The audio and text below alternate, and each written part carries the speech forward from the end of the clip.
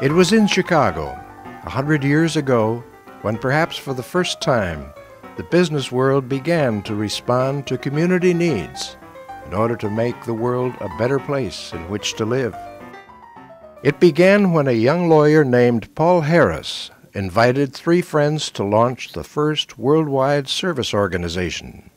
From that visionary beginning, Rotary has traveled a long way toward its goal of promoting friendships based on encouraging ideals of personal service in order to build bridges of understanding and peace between people and the nations of the world.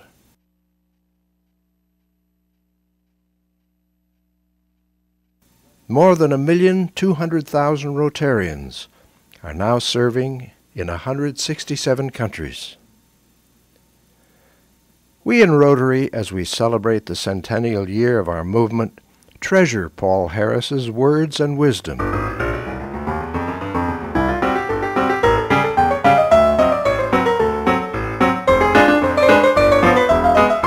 Let's take a journey now, together, back to the Chicago of 100 years ago, and imagine that Paul Harris remembers. Who would have dreamed that this could happen? Oh, it's so wonderful to get back to my home here at Comely Bank. No, this isn't Comely Bank. Now I remember. I was dreaming again of a world that would be filled with men and women who would dedicate their lives to service. That was a long time ago, wasn't it?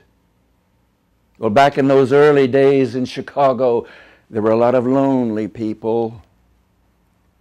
I'll always remember that wonderful spaghetti dinner that Sylvester Sheely and I had down at Madame Galle's in Chicago. After that, we went over to the Unity Building to meet with Gus Lohr and Hiram Shorey. Gus Lohr was a miner. Hiram Shorey was a tailor. Sylvester Sheely hauled coal, big stuff in Chicago, even in the summertime. And I was a lawyer.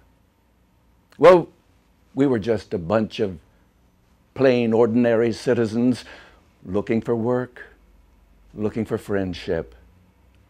Now, as different ones have joined Rotary through the years, some have had ideas about what we should do at all our meetings.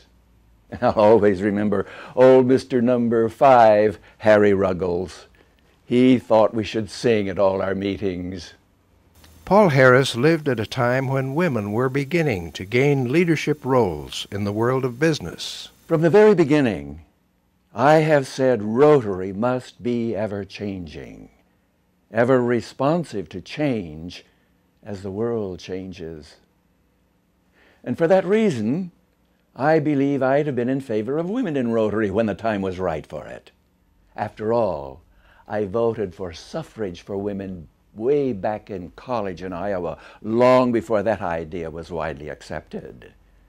And one more thing, without my wife Jeannie, I would never have been able to bring Rotary to the wonderful organization it has become in the world today. Well, 3 years into that Chicago club, we decided we had been so successful, we owed something back to the community. And so it was, the first community service project was public toilets for the people of Chicago. Well, in 1917, Arch Clump was president of Rotary International. Now, he had an idea that I didn't fully understand. He thought there should be a foundation that would be dedicated to world peace and understanding through various charitable and educational contributions. Well, he took his idea to the board, and in 1918, the first contribution was made to the foundation of Rotary International, $26.56.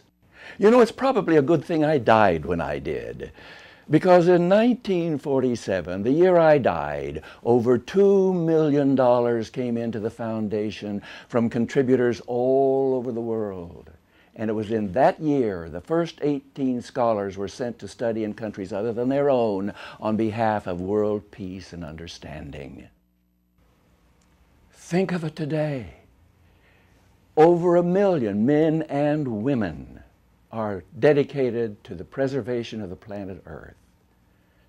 There are Rotaract clubs, Interact clubs, Village Corps. The foundation is doing good in all parts of the world. Some of you may know that my wife Jeannie and I wanted children, but the fact that we didn't have any wasn't the end of the world. All the children of the world are ours in Rotary. There's no other way. We need to provide substitute families for abandoned children. We need to teach children to read. We need to protect them from disease. Can you imagine what the world would be like were it not for Rotary? What would your communities be like were it not for your clubs getting together to protect the elderly, the young, the needy? You are the foundation. You are the ones who go into 166 countries of the world. You are the ones who help the blind. You are the ones who deliver the polio vaccine to children all over the world. You are the ones who are dedicated to the preservation of the planet Earth. You are the ones who are dedicated to world peace and understanding. It's all so overwhelming. When I died in 1947, the young sapling we had planted had become a fine organization of over 300,000 men of every religious and political background from 75 countries in the world. Over 1 million men and women are mirroring those same ideals I inherited from the soils of Vermont. Ideals I inherited from my grandparents, and they from many grandparents ago. The ideal of tolerance.